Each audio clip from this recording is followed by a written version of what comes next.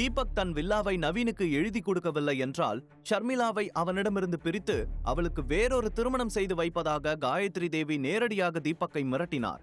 அந்த வார்த்தையை கேட்டு 3 பேருக்கும் பயங்கர அதிர்ச்சியாக இருந்தது. தீபக்கிற்கு கோபம் உச்சத்திற்கு சென்றது. பாட்டி, நீங்க என்ன பேசிட்டு இருக்கீங்கன்னு தெரிஞ்சுதான் பேசுறீங்களா? எல்லாத்துக்கும் ஒரு லிமிட் இருக்கு. நீங்க அந்த லிமிட்டை தாண்டி பேசிட்டு இருக்கீங்க. உங்களோட வயசுக்கு நான் மரியாதை கொடுக்கணும்னா அதுக்கு ஏத்த மாதிரி நீங்க நடந்துக்கோங்க, இல்லனா நான் சும்மா இருக்க மாட்டேன் என்று மிரட்டும் தோணியில் சொன்னான். அதை கேட்டதும் நவீன் கோபமாக வந்து தீபக்கின் காலரை பிடித்து இழுத்து, என் பாட்டி கிட்ட இப்படி பேசுறதுக்கு உனக்கு எவ்வளவு தைரியம் இருக்கணும்? எங்க வீட்டுல நாயா கூட இருக்க தகுதி இல்லாத நீ எல்லாம் என் பாட்டி கிட்ட குரல வசதி பேசுறியா? நீ இங்க இருந்து எப்படி வெளியே போறன்னு பாக்குறேன் என்று கோபத்தில் மிரட்ட, உடனே ஷர்மிளா அவனுக்கு குறுக்கே வந்து, நவீன், நீ ஓவரா போற. தீபக் என்னோட ஹஸ்பண்ட். அவரை பத்தி பேசுறதுக்கு உனக்கு எந்த உரிமையும் இல்ல. வார்த்தைக்கு வார்த்தை அவர் ஒண்ணுமில்லாதவர்னு சொல்றீங்களே, அந்த ஒண்ணுமில்லாதவர் கிட்ட இருந்து வில்லாவை புடுங்க பாக்குறீங்க? நீங்க எவ்வளவு கேவலமானவங்களா இருப்பீங்க என்று கோபமாக சொன்னாள். இருவரும் மாறி மாறி வாக்குவாதம் செய்து சண்டை போட்டுக் கொண்டிருப்பதை பார்த்து காயத்ரி தேவி கோபத்தில், எல்லாரும் கொஞ்சம் அமைதியா இருக்கீங்களா என்று கத்தினார். அதை கேட்டதும் எல்லோரும் சண்டை போடுவதை நிறுத்திவிட்டு அமைதியானார்கள். அப்போது காயத்ரி தேவி கணேஷை சைகை செய்து தன்னிடம் அழைத்தார். கணேஷ் அருகில் செல்ல காயத்ரி அவருடைய காதில் ஏதோ கிசுகிசுத்தார். அதை கேட்டதும் கணேஷால் கோபத்தை கட்டுப்படுத்த முடியவில்லை. அம்மா போதும், உங்க பேத்திய பத்தி நீங்களே இப்படி அருவருப்பான விஷயத்த சொல்றதுக்கு உங்களுக்கு வெக்கமா இல்லையா? உங்களோட காரியம் நடக்கிறதுக்கு மத்தவங்களை எப்படி எல்லாம் காயப்படுத்தலான்னு நல்லா தெரிஞ்சு வச்சிருக்கீங்க. நீங்க இந்த அளவுக்கு கேவலமா நடந்துக்குவீங்கன்னு நான் கொஞ்சம் கூட நினைச்சு பார்க்கல என்று சொன்னார். அவருடைய வார்த்தையை கேட்டதும் தீபக்கின் ரத்தம் கொதித்தது. உடனே கணேஷிடம் சென்று, அங்கிள், அவங்க ஷர்மிளாவை பத்தி என்ன சொன்னாங்க என்று கோபமாக கேட்டான். ஆனால் கணேஷ் எந்த பதிலும் சொல்லாமல் கோபமாக தன் அம்மாவையே முறைத்து பார்த்து கொண்டிருந்தார். உடனே தீபக் அவர் பக்கம் திரும்பி, பாட்டி, ஷர்மிளாவை பத்தி என்ன சொன்னீங்க? கணேஷ் அங்கிள் இவ்வளவு கோவப்பட்டு நான் பார்த்தது கிடையாது. அவரையே இந்த அளவுக்கு கோவப்பட வச்சிருக்கீங்கன்னா கண்டிப்பா ஷர்மிளாவை பத்தி நீங்க ஏதோ தப்பான விஷயத்த சொல்லிருக்கணும். என்ன சொன்னீங்க என்று கோபமாக கேட்டான். அதை கேட்டதும் காயத்ரி தேவி சிரித்து கொண்டே, நான் அப்படி எதுவும் தப்பா சொல்லலப்பா. என் பேத்தியோட குணத்தை பத்தி தான் கேட்டேன். அவகிட்ட ஏதோ குறை இருக்கிறதா எனக்கு தெரிய வந்துச்சு. அதனாலதான் உன்னை விட்டுட்டு வேற யாரையும் கல்யாணம் பண்ணிக்க மாட்டேங்கிறான்னு தோணுச்சு என்று நேரடியாக ஷர்மியை குத்தி காட்டி பேசினார். அதை கேட்டதும் தீபக் கோபத்தில் கையை இறுக்கிக் கொண்டு காயத்ரி தேவியை நோக்கி நகர, நவீன் அவனுக்கு குறுக்காக வந்து, என்ன நெஞ்ச நிமித்திட்டு வர? அவங்க அப்படி என்ன தப்பா கேட்டாங்க என்று கேலி செய்யும் விதத்தில் கேட்க, தீபக் கோபத்தில் அருகில் இருந்த டேபிளை பலமாக குத்தினான். அவனுடைய பலத்தில் டேபிள் சுக்குநூறாக உடைந்தது. அதை பார்த்து காயத்ரி தேவியின் குடும்பத்தை சேர்ந்த எல்லோரும் அதிர்ச்சியில் வாயை பிளந்தபடி பார்த்து கொண்டிருந்தார்கள். உடனே கணேஷ் ஓடிச் சென்று தீபக்கை சமாதானப்படுத்திவிட்டு தன் அம்மாவின் பக்கம் திரும்பி, அம்மா, தீபக் இப்படி நடந்துகிட்டது தப்புதான். ஆனா நீங்க சொன்னதை கேட்டு எந்த புருஷனா இருந்தாலும் கோபப்படதான் செய்வாங்க என்று சொன்னார். காயத்ரி தேவிக்கு தீபக் செய்தது பயங்கர அவமானமாக இருந்தது. அவர் கோபத்தின் உச்சத்தில் இருந்தார். கணேஷ் சொன்னதை கேட்டதும் அருகில் சூடாக வைத்திருந்த காஃபியை எடுத்து கணேஷின் மீது ஊற்றினார். உடனே கணேஷ் சூடு தாங்க முடியாமல் வலியால் கதற, ஷர்மிளா ஓடி வந்து அருகில் இருந்த வாட்டர் பாட்டிலில் இருந்த நீரை எடுத்து தன் அப்பாவின் மீது ஊற்றி, அப்பா, உங்களுக்கு எதுவும் ஆகலையே என்று கண்ணீருடன் கேட்டாள். தீபக் கோபத்துடன் காயத்ரியை நோக்கி செல்ல ஷர்மிளா கஷ்டப்பட்டு அவனை தடுத்து நிறுத்தினாள். பாட்டி, நீ எல்லாம் ஒரு அம்மாவா? உன் பேரனோட சந்தோஷத்துக்காக இப்படி பெத்த மக மேலேயே சூடான காஃபியை கொட்டுறீங்க? நீங்க இவ்வளவு கேவலமான பிறவையா மாறுவீங்கன்னு நான் கனவுல கூட நினைச்சு பார்க்கல என்று கோபமாக கத்தினாள் ஷர்மிளா. அதை கேட்டு கணேஷ் தன் மகளின் கையை பிடித்து, ஷர்மி, இந்த மிருகங்க கிட்ட எல்லாம் பேசி எந்த யூஸும் இல்ல, வா நாம இங்க இருந்து போயிடலாம் என்று சொன்னவர் திரும்பி தீபக்கை பார்த்து, தீபக், அந்த வில்லா உன்னோடது, உனக்கு மட்டும்தான் சொந்தம். நீ அந்த வில்லாவை இடிச்சு தரமட்டமாக்குனா கூட பரவாயில்ல, ஆனா இந்த பணத்தாசை பிடிச்ச பேய்களுக்கு மட்டும் அந்த வில்லாவை கொடுத்துறாத என்று சொன்னவர் அவர்கள் இருவரையும் அழைத்து கொண்டு வீட்டை விட்டு வெளியே நடந்தார். அவர்கள் கதவின் அருகில் சென்றபோது காயத்ரி தேவி கணேஷை பார்த்து, நீ இந்த குடும்பத்துக்கே மூத்தவன், ஆனா உன் குழந்தைய பத்தி உனக்கே அக்கறை இல்ல. ஆனா நான் அவங்கள பத்தி எல்லாம் அக்கறைப்படுறேன். நீங்க நவீனுக்கு அந்த வில்லாவை கொடுக்கலனா பரவாயில்ல, ஆனா என்னோட மொத்த சேவிங்ஸையும் நான் அவனுக்கு கொடுப்பேன். உன்னோட பங்கு உனக்கு வேணும்னா என்ன பண்ணலான்னு நல்லா யோசிச்சு சொல்லு என்று கோபமாக சொன்னார். நவீனுக்கு தீபக் ஷர்மிளா மீது பயங்கரமான கோபம் இருந்தது. அதனால் தன் பாட்டியை தூண்டிவிட நினைத்து, பாட்டி, அவங்க உங்களை அவமானப்படுத்தினதுக்கு அவங்க மேல காஃபி கொட்டினதெல்லாம் பத்தாது, அதை தாண்டி பெருசா ஏதாவது பண்ணணும். அவங்களை இங்கிருந்து இப்படியே அனுப்புறதுக்கு எனக்கு விருப்பம் இல்ல என்று சொன்னான். அதை கேட்டு காயத்ரி தேவியும் சரி என்பது போல தலையை அசைக்க, உடனே நவீன் தனது பாடிகார்ட்ஸை பார்த்து, அவங்கள வீட்டை விட்டு வெளியே அனுப்பாதீங்க, உள்ள இழுத்துட்டு வாங்க என்று உத்தரவிட்டான். உடனே சில பாடிகார்ட்ஸ் வேகமாக முன்னால் சென்று கதவை அடைத்தார்கள்.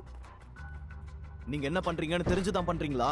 என்னோட கோபத்துக்கும் ஒரு எல்லை இருக்கு. தேவையில்லாம சீண்டி பார்க்கணும்னு நினைக்காதீங்க என்று தீபக் சொன்னான். ஆனால் பாடிகார்ட்ஸ் தீபக்கின் பேச்சை கண்டு கொள்ளாமல் அவர்களை வலுக்கட்டாயமாக இழுத்து கொண்டு சென்று காயத்ரி தேவியின் முன்னால் நிறுத்தி மொத்த கதவுகளையும் க்ளோஸ் செய்தார்கள். அப்போது சௌந்தர்ராஜ் கணேஷை பார்த்து கோபமாக, கணேஷ், நீ என் மகனுக்கு அந்த வில்லாவை கொடுக்க மாட்டேன்னு சொன்னதும் சரின்னு அமைதியா விட்டுருவோன்னு நினைச்சியா? நாங்க முடிஞ்ச வரைக்கும் உங்ககிட்ட பொறுமையா நிலைமையை எடுத்து சொல்லி பார்த்தோம். ஆனா நீங்க எங்களை கொஞ்சம் கூட மதிக்கல. இதுக்கு மேல உங்ககிட்ட பேசிக்கிட்டு இருக்கிறதுல எந்த யூஸும் இல்ல. இன்னைக்கே நவீன் அந்த வில்லாவுக்கு மாற போறான். அங்க இருக்கிற உங்களோட திங்ஸ் எல்லாம் ஈவினிங்குள்ள ஷிஃப்ட் பண்ணி எடுத்துட்டு போயிடுங்க. இல்லன்னா எல்லாமே குப்பைக்கு தான் போகும். ஏற்கனவே எங்களோட ஆளுங்க அந்த வில்லாவோட கேட்டை ஓபன் பண்ணிட்டாங்க என்று சொன்னார். அதை கேட்டு அதிர்ச்சி அடைந்த தீபக், எப்படி? சாவி என்கிட்ட தானே இருக்கு, அப்புறம் எப்படி உள்ள போக முடியும் என்று கேட்க, நவீன் அவன் முன்னால் வந்து ஏளனமாக சிரித்து கொண்டே, உன்ன மாதிரி எத்தனை பேரை நாங்க பார்த்திருக்கோம். உன்கிட்ட ஒரு சாவி மட்டும்தான் இருக்கு. அந்த வில்லாவுக்கு காவலுக்கு சந்தானம்னு ஒரு வயசான ஆளை வச்சிருக்கல்ல என்று சொன்னான்.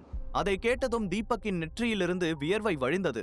அப்போது நவீன் தீபக்கின் முதுகில் தட்டி கொடுத்து, என்னாச்சு? சந்தானம் பேரை கேட்டதும் இந்த அளவுக்கு ஷாக் ஆகுற என்று நக்கலாக கேட்டான். உடனே தீபக் அவனை பார்த்து, சந்தானத்தை பத்தி உனக்கு எப்படி தெரியும்? அவரை நீ என்ன பண்ணுன? அவருக்கு மட்டும் ஏதாவது ஆச்சுன்னா நான் உன்னை சும்மா விட மாட்டேன் என்று கோபமாக சொன்னான். சந்தானம் என்பவரை தீபக் தான் தனது வில்லாவின் காவலாளியாக வேலைக்கு சேர்த்திருந்தான். தேவையில்லாமல் தன்னுடைய குடும்ப பிரச்சனையில் நவீன் அவரை ஏதாவது செய்து விடுவானோ என்று தீபக் பயந்தான்.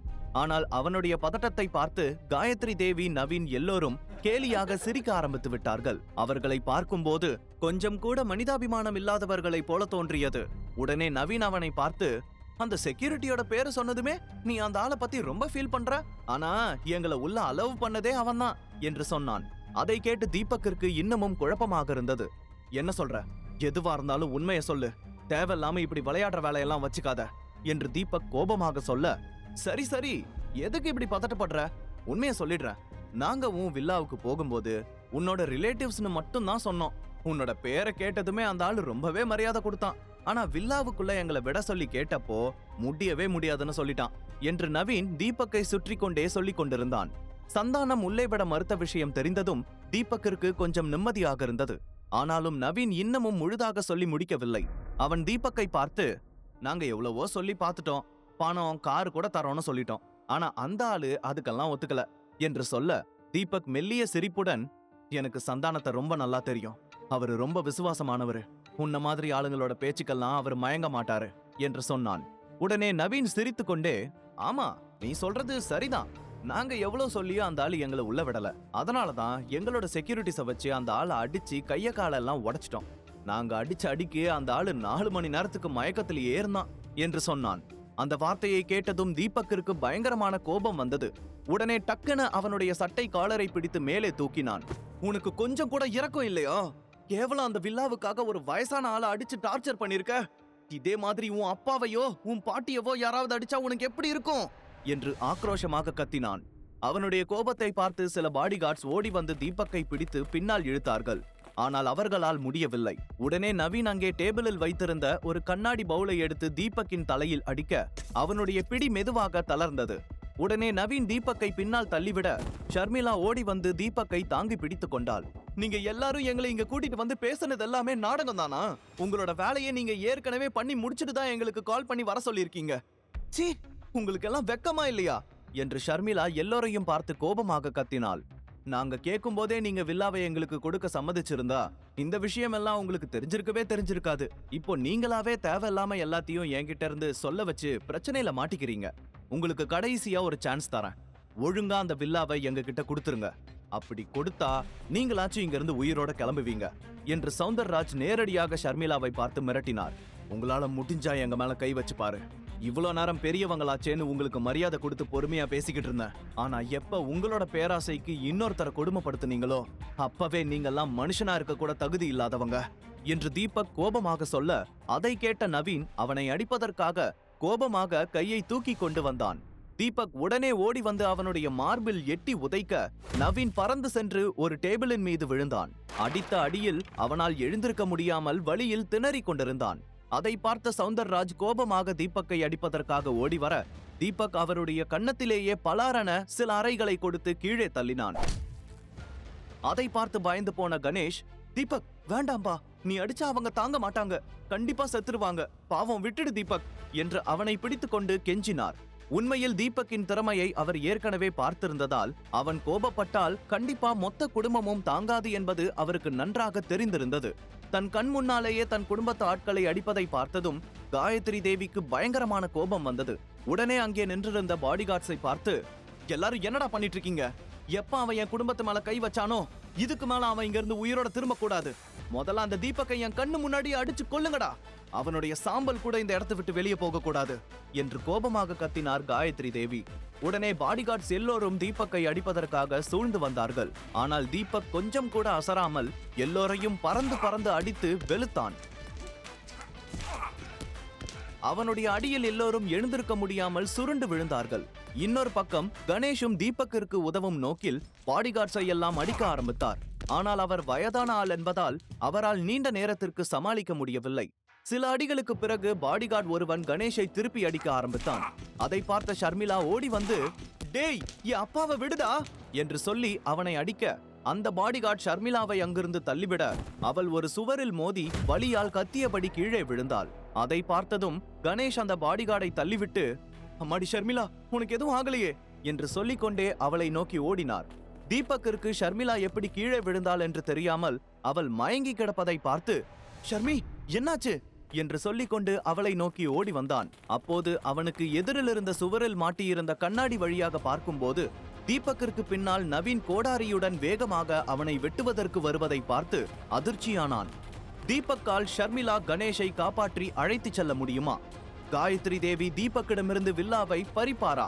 முழு கதையையும் கேட்டு மகிழ பாக்கெட் FM ஏபி டவுன்லோட் செய்யுங்கள்.